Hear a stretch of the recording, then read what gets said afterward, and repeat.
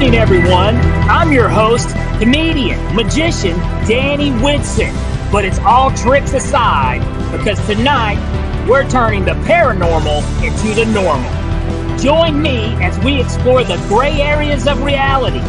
We're going to talk all things paranormal, UFOs, ghosts, cryptids, and aliens, and see how it's all connected. This podcast is brought to you by the Experiencer Support Association, and we are live. So if you're an experiencer yourself, or you're just plain nosy, be sure to send me your question and subscribe to the podcast. Now, get ready, because it's going to get deep. No, really, we're going to go way out there, because this is Beyond the Tinfoil Hat.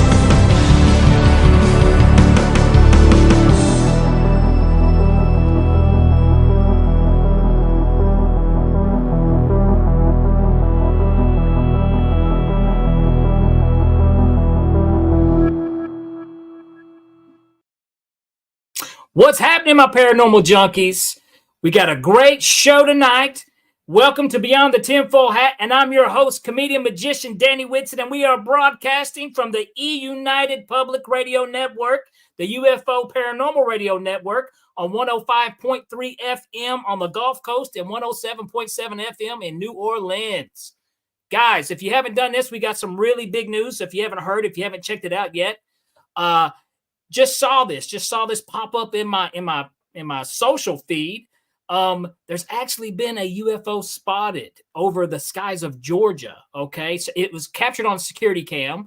All you have to do is just hop on, give a quick Google search, Georgia security cam UFO, and you'll see it. It looks really good. It's a very clear video footage of a cylinder type object flying around.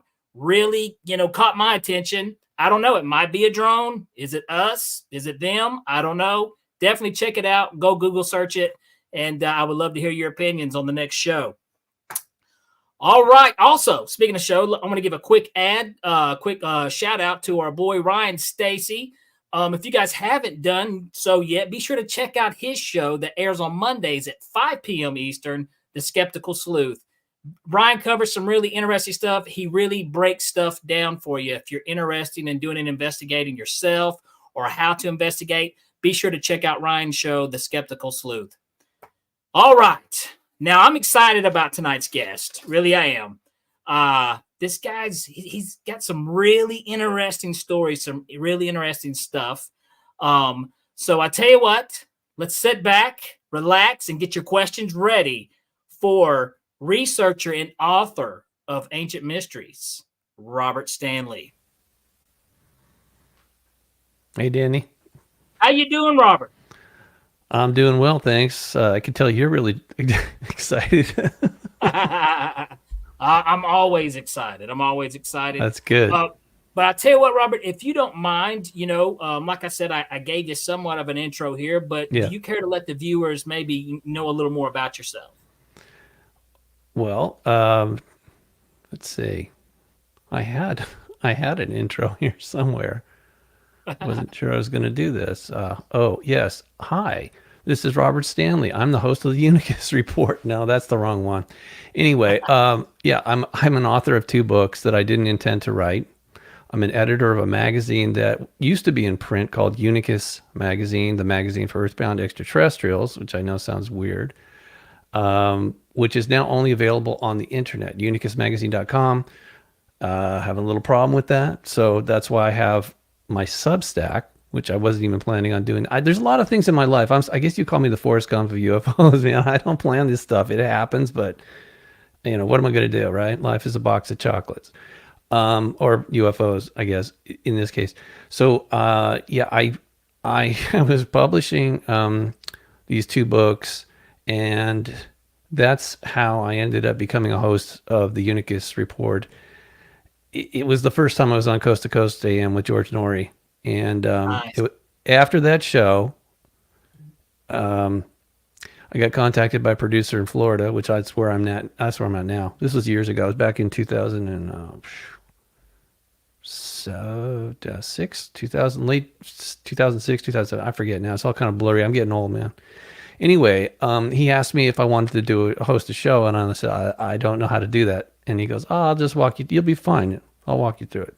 So it was absolutely ridiculously amateur, but I got a few shows in there, and it kind of whet my appetite a little bit, and that's why I occasionally you'll see me hosting shows like this. And like I said, the first book started as an article, okay, with pictures of UFOs or entities landing on the. One of them landed on the roof of the Capitol, and this is. But for people who don't know, okay, sorry if I repeat myself. Some people do know me, but when I say there's photographs, those are 35 millimeter photographs taken with professional Nikon equipment on film. The film was analyzed. The photographer was a professional photographer who had worked in DC specifically for ABC News for 14 years. And he was doing a freelance job that night at the Capitol. And that's how he caught these things, this event. I'm thinking of the time because I do remember hearing this story. Was this during the 60s, 50s? No. You're thinking of exactly 50 years earlier, July of 1952. I'm talking about July. Yes, I'm talking about July 16th of 2002. Okay, so Wow. a lot of people said, "Oh, gee, they're 50 years later. They came back." No, no, they didn't. They were coming the entire time. It's just most people weren't paying attention, and more importantly, officially, none of this ever happened. If you ask anyone in the government, this is not a threat to national security. Even if they come into prohibited and controlled the restricted airspace over the Capitol, maybe even touch down on the Capitol, they're completely silent on this issue. And I gave them a chance. Believe me, look, I gave the Capitol Police Public Relations Department a chance to make a comment, which they did. And then a week later, when I published the article, I got a visit from a black helicopter at my house in a civilian neighborhood. And it scared the crap out of me. And thank goodness my wife and son weren't home that afternoon, but I was. And they came in and they were circling over the house really low, shaking the entire house. Naturally, I went out to see what was going on. And at that point, they were literally hovering over my driveway. So low, I could have hit them with a rock. Not that I would, but I mean, and I was stunned. I was really, really shocked. I wasn't even sure black helicopters even existed until I actually came face to face with one. And naturally, they didn't say anything to me. I assumed they were taking my picture, but that's kind of stupid. I mean, I was already a public figure, not famous, but I mean, I wasn't hiding. I'd already been, working as an editor. I've been on television and in print, whatever. You were easy to find. I told them where I lived. Okay, look, it's not, how do you think they found me? When I spoke to the public relations officer up front and I said, "Look, I've got some questions about this event." He said, "What do you mean?" And I told him, I ran it by him, the scenario. I said, "Yeah, we got photographs of this happening. And what I don't understand is how come nobody's responding? Where are the Capitol Police?" That was just part of it. And he says, "Well, who are you? Where are you? What do you really want?" And I said, "I want to give you guys a chance to make a statement on the record, and well, where are you going to publish this?" And I told him, I said, my website and possibly in print, which happened. That did happen internationally. Went into a Nexus magazine because Unicus was already off the newsstands at that point. 2000. I'm getting senile. 2005. Summer of 2005. Actually, July. Yeah, I published it. I published an article with the pictures and a little bit of a background of the photographer, whatever. Comes from a respectable military family there in DC. And he's, like I said, a professional using professional equipment. And we don't know what the hell happened, but something happened, for sure. And what time did this take place back in 2002? Was this in the middle of the night? Yes. It literally from like 11 something till 1 in the morning. But the police, Capitol Police, or someone should have responded, you would think, and they didn't. But no one responded. No, it just acts like this wasn't happening, but it was happening.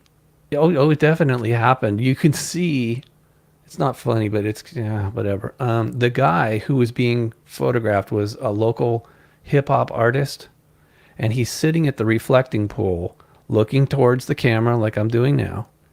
And he turns because there was a lot of shots. You know, you got to take 100 more shots to do whatever to get the one or two whatever. You can see him looking over his shoulder, and his eyes are literally like ginormous. He's freaked out. In fact, so the photographer told me after he got paid for that job, he never saw that guy again, ever. And weird too, you know, it was weird too. He was wearing a Washington Wizards shirt. Now that shouldn't mean anything except there's a synchronicity there. I mean, you know, magic, a different kind of magic, not entertainment. The Wizards, you know, this is and it turns out that, so this is what I found out. All right, that was just my introduction to it. And then I found out, like I said, once the black helicopter came to my house, I'm like, wow, they must really be worried that, I mean, like if this is nothing, why are you sending a military helicopter to my house? So the photographer, did they harass them as well? Look, his dad was working in the nuclear, biological, chemical weapons division. He contracted Agent Orange in the laboratory. He was on his deathbed at the, yes. Yeah, and his brother worked for the Joint Chiefs of Staff at the time. So they were not really thrilled about the fact that he was putting these pictures out there. In fact, his dad told him, don't show these pictures to anyone. He ordered him. Now, of course, the photographer he's an adult at the time, and he loved his dad who was dying, but, you know, he felt compelled because he'd experienced as a child when he was living in England. He was an army brat.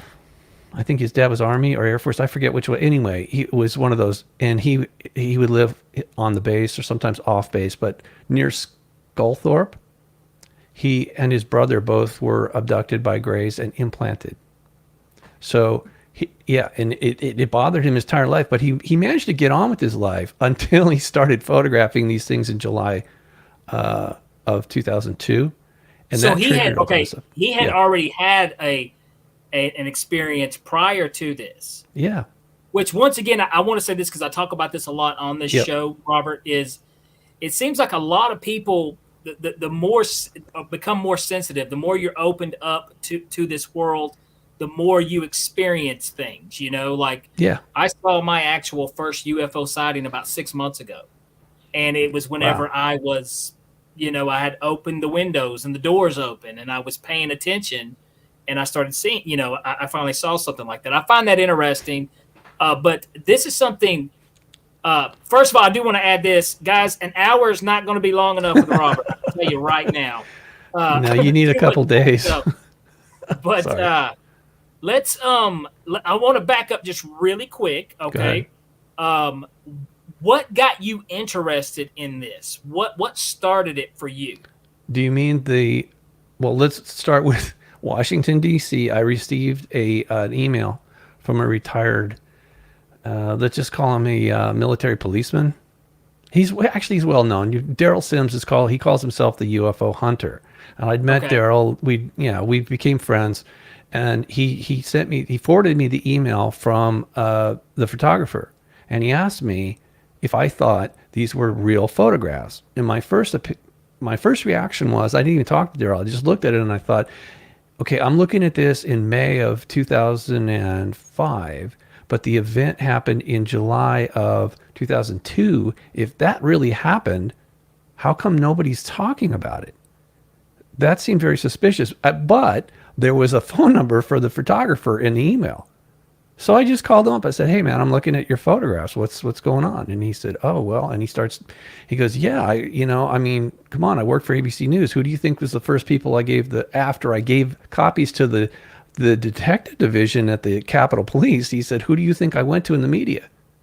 I started with ABC. I knew this. He says, I worked directly with the station chief there, at the White House and at the Capitol and on Marine One. And he's like, and I gave him that, and it was crickets. All right. So, and then he went to NBC and CBS and National Geographic. And he says, when he got tired of knocking on the door of all the mainstream people he thought would respond to this, he started going to the UFO community and finding out, no, nobody wanted to touch. In fact, they were telling him, hey, that's not even a real, those pictures aren't really. It's like, what are you talking about? I took those. Like, I took those pictures. To back up to something that people may not think about either, when you think of how, this is what blows my mind, is because 2002, we're talking 2002 here, guys. Yeah, I know. Do you know how fresh 9/11 was in 2002? Yes, we weren't just cool with anything flying around our skies. No. And so the police, I mean, the detective division, when and his name is Mr. Wilbur Allen, when he gave them a copy on a DVD disc, and they plugged it in, and they were looking at it, they're like, whoa, how could our cameras not see this activity, you know? So even though they'd upgraded after 9/11, without giving out details, they had to take it to another level, right? So, yeah, that's how I got started doing that investigation. Well, and was that your first experience, though, in this world? No, okay. Absolutely not. No. Okay, so, geez. Most of my close encounters took place in my hometown of Malibu, where I grew up, back in the 80s and early 90s. And ultimately, that's in 1990 is when I met my wife. She was the publisher of Unicus magazine, which is spelled UNICUS magazine, and she had just come back from Peru, and she'd had a close encounters there with UFOs and human extraterrestrials there. Yeah, it is. Well, that's why they invited her. She was having like a lucid dream, and they said, you know, basically, if you come down to South America, we'll show you around where we live, which they did. On the last night of the tour there at Lake Titicaca, they literally took her out of the hotel room and across the lake, and then under the ground into where they had their base. It's a city underground. Okay, it's not that big a deal to me now. I can talk about it. It's no, I mean, whatever. She's in the corporate world. I've worked in the corporate world, but you know what? That stuff is silly to us. We do it to make a living and pay bills, but we know the bigger picture because we've experienced it. So anyway, I'd had many close encounters in Malibu near Point Mugu Naval Base. Now that place is famous because a lot of people think there's a UFO base under the water there. They wrongfully believe that because, I won't even say his name, but a particular talk show host was promoting it and using some very weird graphics, and it confused people, and I think that was the plan. And that's one of the things about this community is that, you know, there's a lot of misinformation or disinformation or malformations or whatever the heck you want to call it today, but it basically lies, you know, that we're being. It seems like, fed. Do you think, and I noticed that too, and it seems like sometimes like something truthful will come out, and with real evidence of what's happening that's getting us closer to the truth. And then it seems like they throw out left field BS. Yes, you know, always something that's totally not true. And I even told Ryan, the founder of TESA, the Experience of Support, I said, the best way to hide the truth is to roll it in a bunch of lies. Yeah, that's right. That's correct. And I kind of think that's, but let me ask you this real quick, Robert, just your opinion here. Do you think, though, that is part of their process of letting the public in very slowly? It's like you give us a little bit of rope and then you take a little back because, Yes, it's called acclimating. It's also called social engineering. So what I was told by one of the retired military intelligence people that I spoke to, and it's in the book, my first book, Close Encounters on Capitol Hill, he told me that there's two factions that are in the group that's allegedly controlling this information from Washington, D.C. And he said that one group doesn't want anybody to know anything, and the other group is saying, no. So it's kind of like good cop, bad cop. And when, they keep feeding us little bits and pieces, supposedly to bring us up to the point where they can actually admit what's going on without causing breakdown of society, destabilizing us. Like, I love the fact that we have Congress right now, like Luna and Burchett, my guy, right? I'm in Knoxville, so my guy right here in Knoxville, He's which I really can't get a pushing. hold of him. I'd love to give him this information. Believe me, I try. I work very hard. In fact, that's why we're having this conversation, is because I'm out there promoting this, not because I want to sell books, is Yeah. because I think we, the public, have a right to know what the heck is going on in And our nation's capital and it's covertly. insulting, when you think of, because I was thinking this, and it really kind of almost angers you. It's like, Tell if me you about it. people know for a fact that there is another interdimensional non-human intelligence that exists in this reality, and you Yeah. refuse to let us know, I mean, that is the Okay, you're right. But here's the other side of that coin. The extraterrestrials, extra dimensionals, whatever you want to call these beings, right? I fault them as well. They've been here for thousands of years. And why aren't they having a dialogue with us? They could end this charade anytime, I've and they're thought about not. that. I tell you what, we'll come right back to that Okay. topic. But we do have our first question Okay. of the evening. And first of all, we need to give her a huge introduction, because Live Light, she's here every show and she Oh, comes with cool. the greatest questions. So love to see you, Liv.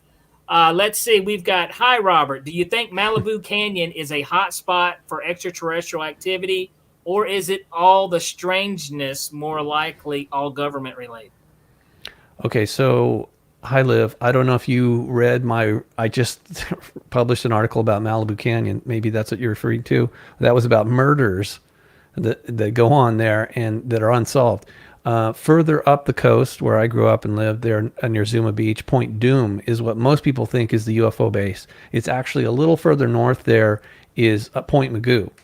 And just inland from there is where I had all my encounters. Most of my encounters, very close encounters, mostly at night, took place in the mountains there. To make it even stranger, there are megalithic ruins up in those mountains. So, so, and this is going to sound completely weird. I don't know who made them, but they are predating the Native Americans, because I talked to some of the elders and they said, no, we didn't make that. The first people made those. So, and they were all wiped out in a flood. That, right? So that thing that was on Google Earth that looked like, like an entryway there at Point Magoo, actually, it's not. And I have an article about that on my Substack. But what I'm trying to say is there is something there. It looks like a mound. It's perfectly oval shaped, and there's actually some features there that weren't put onto or allowed to be seen on Google Earth. I went to a different government agency and actually dug that up. That article is called, I think it's called Deception and Digital Deception in the Pacific. I forget. I'm sorry.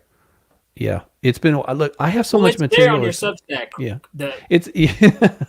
I think it's called Digital Deception in the Pacific. But yeah, Okay. Malibu is a hotspot. Yes, it is, and it has been for a long time. I mean, we could sit here and do the rest of the show. I'd tell you about the weirdness. It's usually not in the daytime, but it happens sometimes, and the military knows about it. And they'll scramble jets and trying to chase them out of there. And even Johnny Carson saw one when he told Whitley Strieber that he saw one pass over his house there at Point Doom. He sure did. He sure did. There's a lot of people, a lot of celebrities that, Yes. have seen, even, right now, people, What? celebrities, a guy, Pat McAfee, a sports guy, Really? probably one of the most busiest people in the world, and he flies a lot. He Okay. saw a UFO on his plane, on his jet. Well, Um, so did Governor Ronald Reagan. that's an interesting story as far as, It was I mean, daytime and apparently he he saw it. knew. Yeah, well, hit the pilot. He and the pilot were talking about it, but that's not as nearly as interesting as the fact that he allegedly, when he and Nancy drove from Santa Barbara down to Beverly Hills, Lucille Ball was having a party, and they were late, and they told people they were shook up apparently, so they saw a UFO land on the beach. I don't know exactly where, but supposedly Ronald pulled over and got out and went out there and talked to some people, and then they proceeded on to Beverly Hills that night. They were freaked out. Who wouldn't be? I always find that interesting, Robert. Like, why do you think like I think some presidents in the past have been briefed on and Mm-hmm. told the truth, and some have been lied to.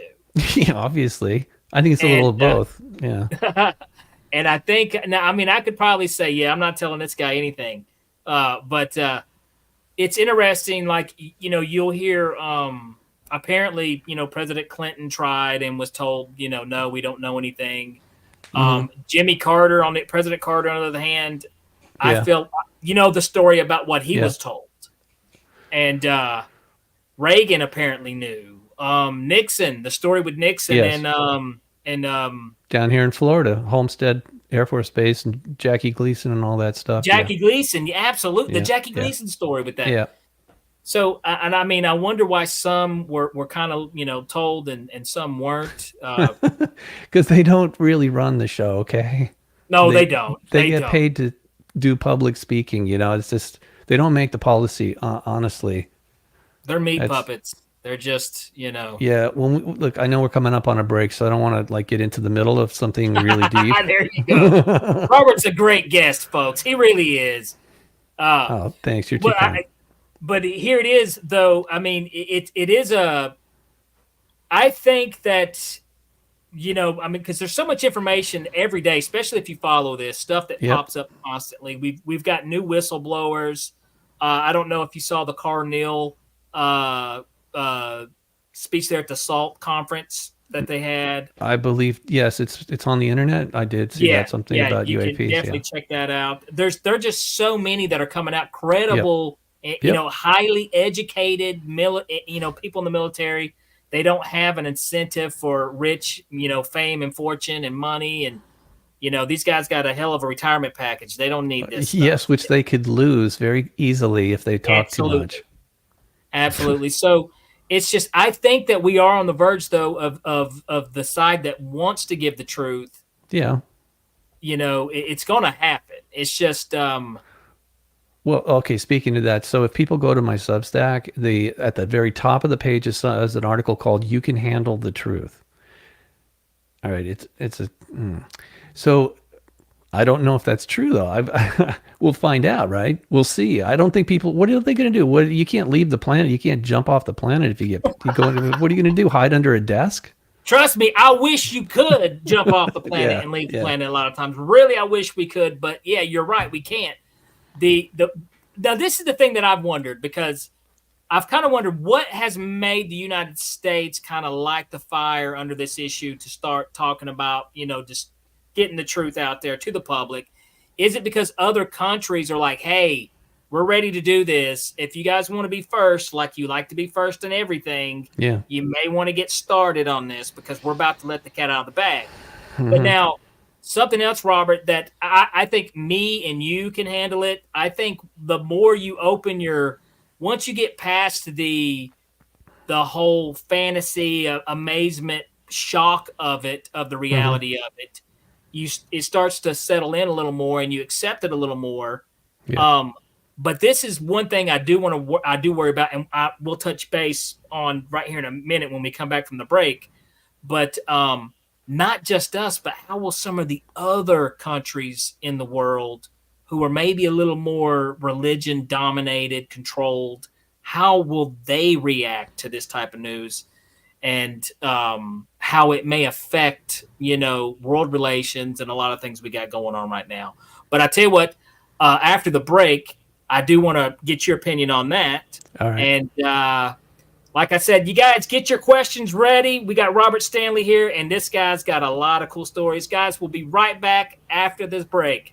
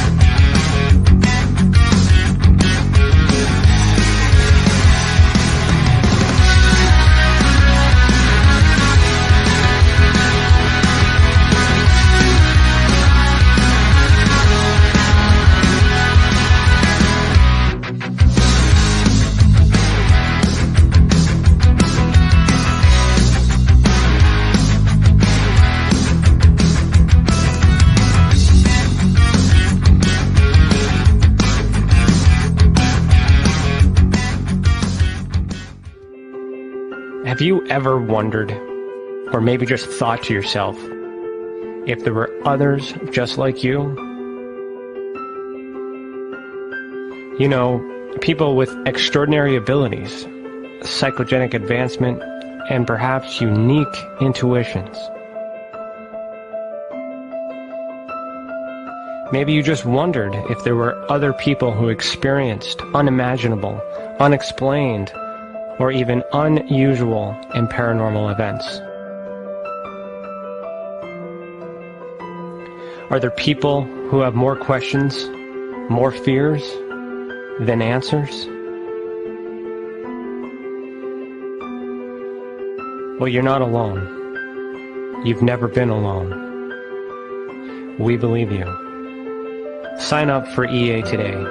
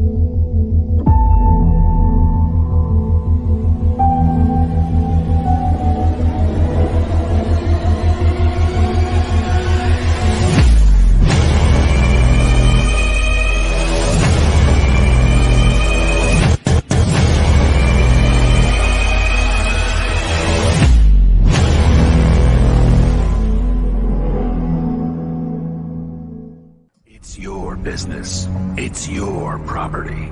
Your assets are worth protecting. Blacklight Investigative and Surveillance Services specializes in patrolling and inspecting residential or commercial property against fire, theft, vandalism, terrorism, and illegal activity. People and buildings are monitored to prevent crime. Keep your property, your people, and your assets safe from threat. Our elite staff are dual licensed private investigators and security guards. Blacklight Investigative and Surveillance Services. Go to blacklightiss.com.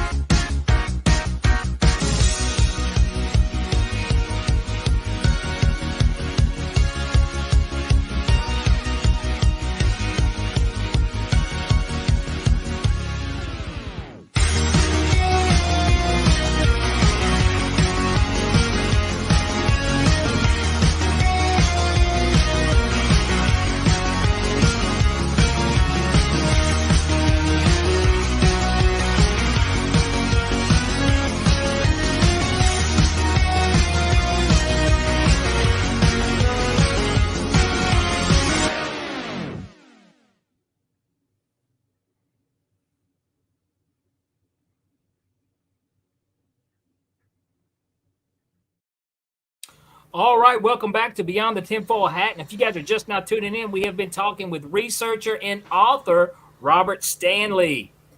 All right, Robert, now to pick up where we left off, you know, I always kind of wondered that. Like a lot of times, you know, in the United States, we think, well, we can handle it. You know, this would be no issue. But we do know there's a lot of other places in this world that we're not sure, you know, they still throw people off of cliffs over religious beliefs. So I wonder how they would handle, you know, something, you know, extraordinary as proof as that. What's your opinion about that? Yeah, I mean, the Brookings Institute, this is a think tank in Washington, D.C., basically came to that conclusion back in the 50s when NASA was getting its charter. They told them, hey, your manned and unmanned missions, you're going to find extraterrestrials and or their artifacts. And we suggest strongly that you do not reveal this to the public because it has the potential to destabilize society around the world. Yes, they mentioned religious people, but they also said scientists would probably lose it. Why? And you know, here's the thing. I've always been, and that is such a great point, too. That is such a great point because I've always been a big fan of science, and I still am. I still believe in the scientific method to test things 100%.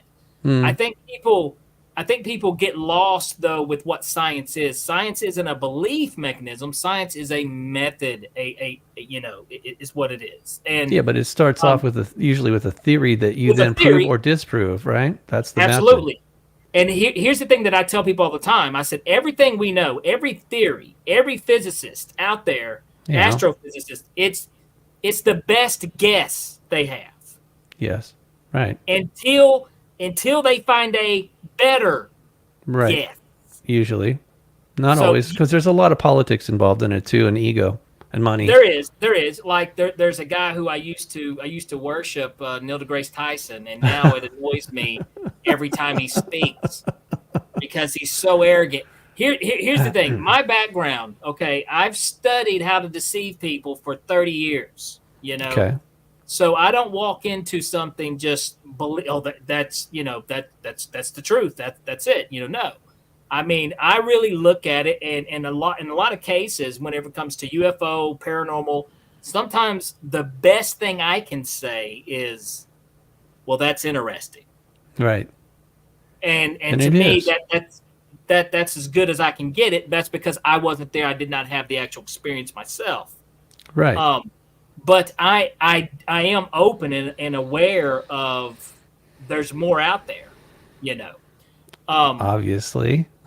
So exactly, and it's getting undeniable. You can't argue with it. It's just okay. But the implications, Danny. Look, we're running out of time. I'd love to listen to you, but I got to jump in here. Go ahead, man. No, because you asked a question about why are so-called disclosure? Why are they accelerating that process right now? And the answer, in my opinion, of many decades of research and experiences, is that we're in World War III. World War III is a continuation of World War II and World War I. And actually all of this planet has been engulfed in a cosmic war for thousands of years. The Christians call it the war in heaven, which is a misleading term because it's not in heaven. It's in the heavens. And obviously that would include us.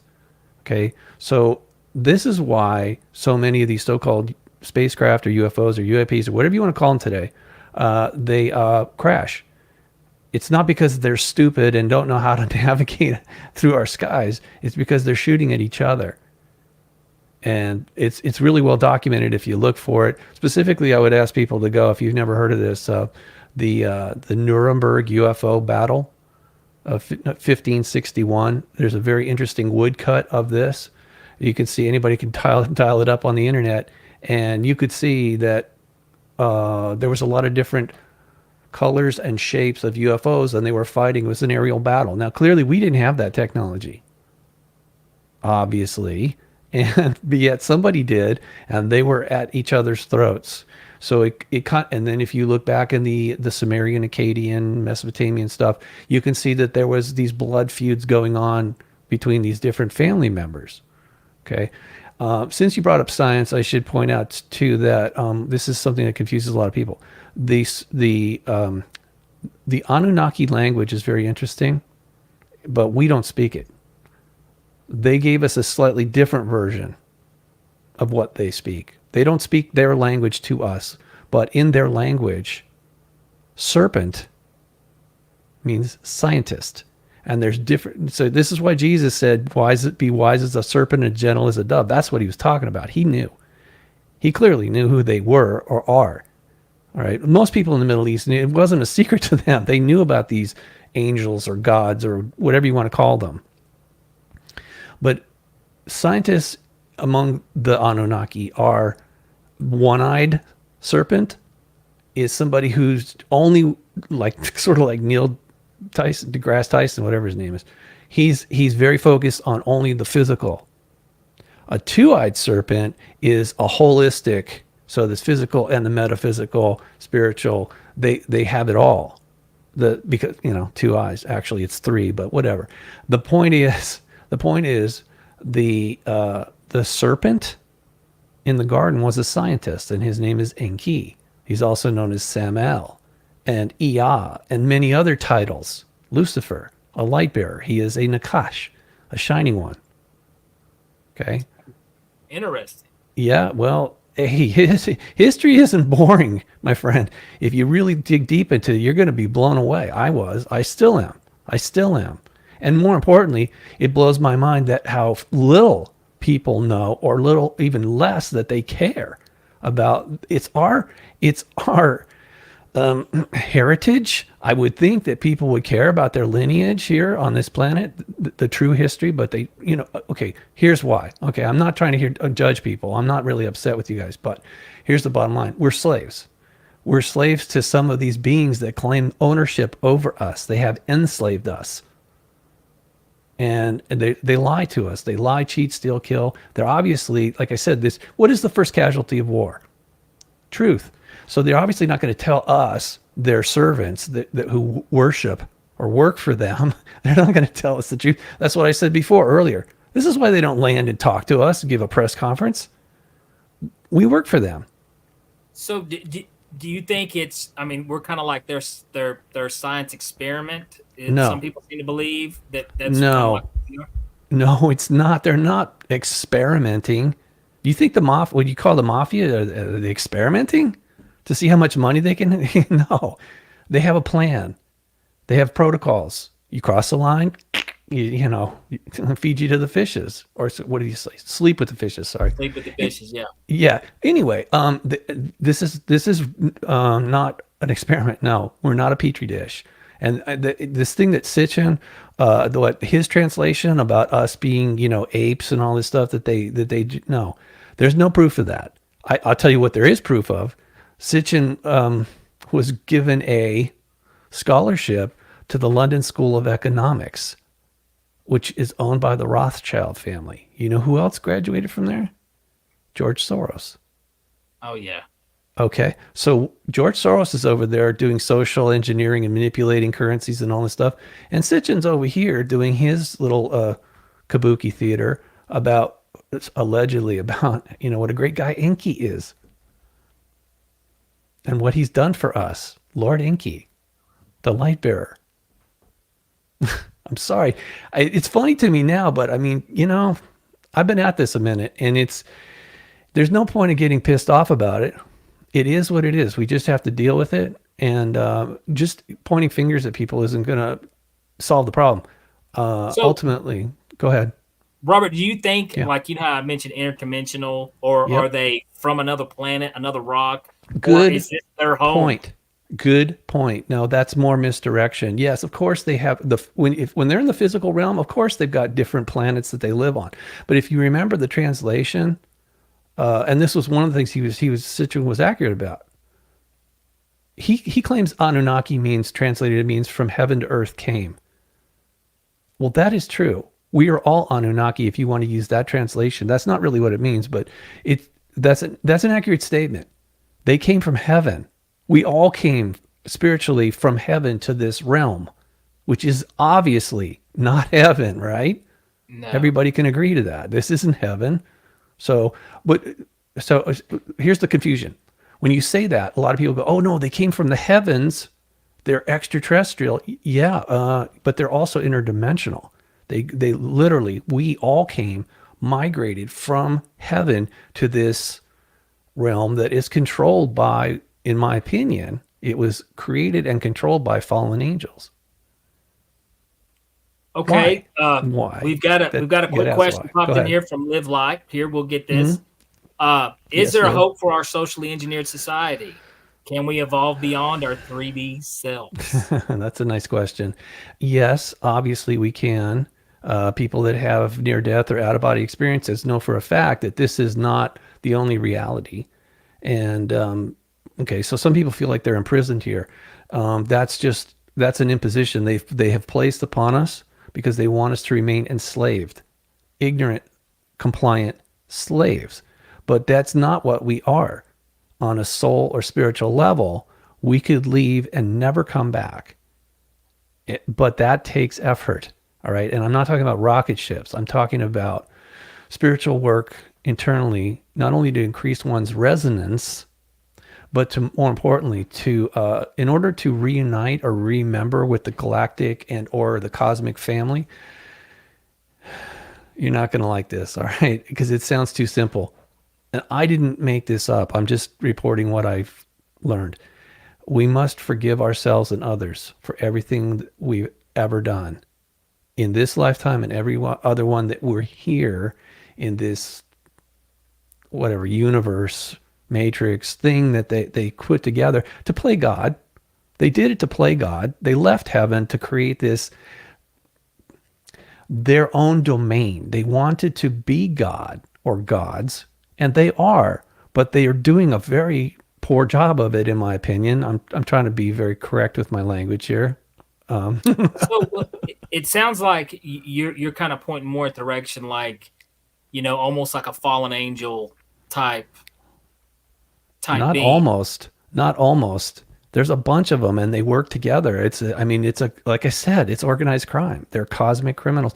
And here's the other part that you're not going to like. Cosmic criminals. Yes, they are.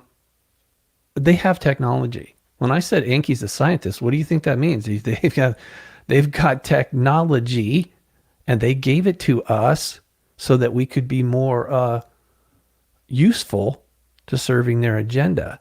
And one of the things that they have is what, we're now all like talking about artificial intelligence. That's not correct. It's an artificial or synthetic life form. It mimics biological life forms, but it's synthetic, and it's completely subservient. It's totally, once you create something like that, it doesn't have the emotional issues that we do, right? Because it doesn't have a soul, but it's still intelligent enough. It can do all kinds of computations and other things that you want it to do without question. So some of the angelic beings that we see in the past are, in fact, artificial intelligence or synthetic life forms. And they were created, most of them were created by the fallen angels to serve the agenda. But that's not, like I said, this is a war that's going on here between good and evil here. And it's causing all kinds of strange battles to be fought that we don't understand. Like Arthur C. Clarke said, advanced technology to primitive is going to seem like magic or something. Absolutely. Yes. Yeah. Which, that's when, when you think about, especially how a lot of us, if we were raised in type of religion, it's almost like a magical feel of the miracles and whatnot. But if you look at it, and the technology, if we would have saw this technology 100 years ago, it would look exactly like magic to us, the everyday technology we use now. Yeah. Yeah. Can you imagine going to your ancestors and showing them a cell phone? Connected to an internet? What are you talking about? You're gibbering. You're a gibbering idiot. You've lost your mind. There's no such thing.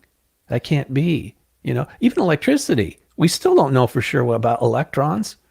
Exactly. It's all theory. I'm sorry, but it is nuclear theory, and it's just that. It's still not fully. It's not fully formed. Or concluded. Like you said, this is our theory for now, and this is what we're going to work with. But, it can be superseded once we get new information. Yeah, okay. But you think these guys are going to go quietly? The ones that are so invested in getting grants and their titles, their egos, and the money? Hell no.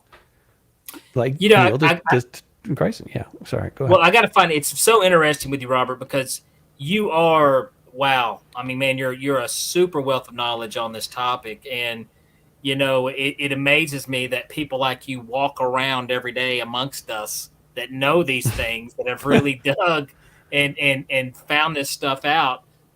Just like with the UFOs at the White House in 2002, I haven't heard that story. I mean, yeah.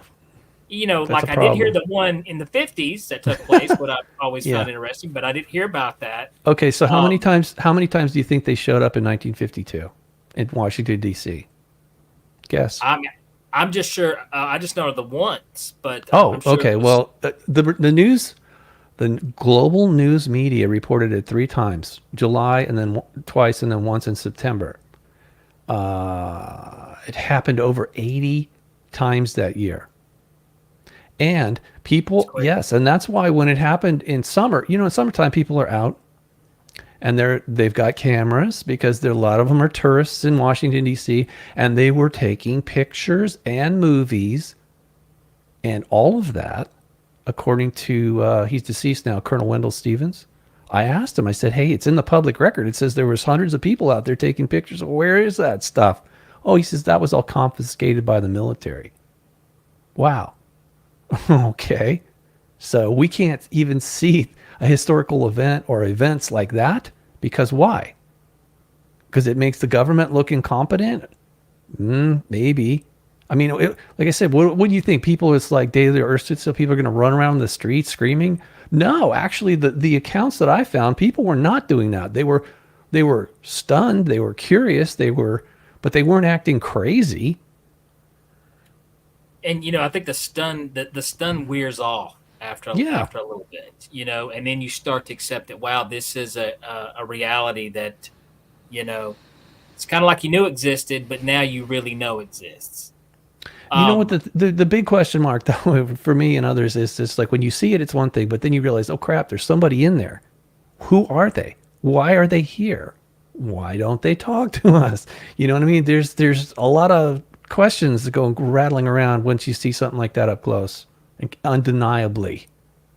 And it does make you wonder, but what you're saying also makes a lot of sense too. It's like they don't care to the point to where they want to come talk to us like that. You said like they're fighting their own wars above us, and we're kind of their puppets, their slaves. Well, only because they are criminals. They are violating our free will by doing that. And like I said, this is okay. So if from a religious perspective, they say Archangel Michael is battling with Lucifer, the serpent. And there's some truth to that, but I'm not sure so much that it's to liberate us as it is to settle a score between them. It's ultimately though, what happened is that their little, I mean, you could say that this universe was an experiment to see what it's like to live outside of heaven, away from God, our Father. And that I agree with. And what started off as being rather simple became more and more complex and more levels of separation or degrees of separation to the point where not only are we separated from God, we're separated from each other for whatever reason, put labels. And then ultimately, even in ourselves, we became segmented, left brain, right brain, conscious, super conscious, subconscious, whatever, you know what I mean? It's all about breaking it down into this mechanistic reductionist kind of thinking and living, which is not only unsustainable, it's unnatural. That's not part of God's plan. That's something that, it took me a long time to come to that, where I could put my ego aside and actually ask this question is, how could a perfect, loving God create an imperfect universe filled with imperfect beings that he then punishes for being imperfect? I mean, none of that makes sense. Sorry. Oh, totally agree. I mean, I find that the connection there very interesting myself. I don't consider myself a religious person, but I do consider myself a spiritual person. Me too. Yeah, exactly. And I do believe in a higher power, just like that. Right. Let's get this right in here. Go ahead. Liv Light's going to squeeze one more question before we get out of here. Speaking on energy, one article mentioned the body as a toroidal energy. Toroidal, vortex. yeah. Do you think scalar wave healing centuries will improve us? Please explore more healing modalities, info in future work. Wow, she loves it. Yeah. Well, okay. Yes, there's a lot of technologies. I know people call med beds, whatever, but that's kind of silly. Royal Rife already did this. And with the frequencies of resonance that allow the body to, on a cellular level, to actually resonate in a way that was harmonious as opposed to dissonant. Dissonance is just like two waves that are basically destroying each other, that cancel each other out. And that's what the dark side is. It's power, but it's destructive power. And that's ultimately what is consuming this universe. The scientists call it entropy. It's just it's blindness. It's a stupidity, actually. The Gnostics call it the demiurge. I think a lot of it has to do with they became overly reliant on artificial intelligence. Well, I tell you what, clearly on your Substack, you've got some amazing, super interesting articles to check out. Thank you. I tell you, is there any other, like you got 2 books out as well, correct? Yeah, but you can, okay, look, for this audience, I mean, or anybody, if you go to robertstanley.substack.com and go to the top at the You Can Handle the Truth, and there's a picture of the Capitol building, just click on that. In the article, I've got links to, you can download my books for free as PDFs. I don't care. At this point, yeah, go for it. And also, there's a book there called The Shining Ones. When you scroll down, you'll see the cover of the book. Click on that. You need to read that. It's quantum leap ahead of Sitchin's translations or interpretations. You said really The Shining. helpful. It's called The Shining Ones, yes. Okay. And now, if somebody did, though, if they did want to purchase the book, throw some love. Yeah, there's links there. Yeah. If you want a print copy, fine, or Kindle, it's all, Amazon owns my stuff. I didn't. I should have read that contract a little bit better, but anyway, yes, you can you can get that if you want. If you don't mind reading a PDF, that's great. You can have it. It's like my pleasure, even though it was actually a really serious pain in my rear end doing that, because the frustration of saying, hey, we've got these pictures, I've got this historical timeline, this database. Don't you think it's kind of important? And people are like, yeah, not really. No, it's okay. We don't want to deal with it. Washington, D.C. sucks, so no, don't bother us with that. It's just been a brick wall for me. I'm slamming my head against a brick wall most of the time, not always. Well, I'll tell you what, Robert, this has been a fantastic episode. Not near enough time. I will shut up next time so much more and let you talk. No, it's okay. We have to get you back on this show, Robert. We absolutely have to get back because we got to talk more. But, guys, we are out of time this evening. But Robert Stanley, thank you so much. Guys, get over there at Robert Stanley on Substack. Check out his stuff. Robert, thank you so much for coming on to Beyond the Tinfoil Hat. Yeah, my pleasure. Take care.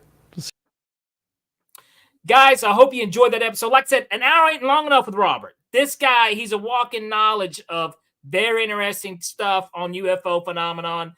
Get over to the Substack. Check him out. Guys, if you have not done so, be sure to like, subscribe the podcast, follow us on YouTube, wherever else you listen to podcasts at. Be sure to check us out. And also head over to Patreon at Heed the World on Patreon. Make a little $4 donation and check out some really super cool articles in return. Guys, it's been a fun episode. Thank you so much, Live Life, for your questions. Can't wait to see you next week. Guys, we have been broadcasting live from the E-United Public Radio Network, the UFO Paranormal Network on 105.3 FM and 107.7 New Orleans. Keep the paranormal normal, my paranormal junkies, and I will see you next week. All right, that does it for this episode of Beyond the Tinfoil Hat. A big shout out for tonight's awesome guest, and a bigger shout out for everyone who tuned in. And if you haven't done so yet, be sure to subscribe to us on YouTube or wherever it is you listen to your podcasts. And like always, be sure to stay curious, heed the world, and keep the paranormal normal. I'm your host, Danny Whitson, and this has been Beyond the Tinfoil Hat.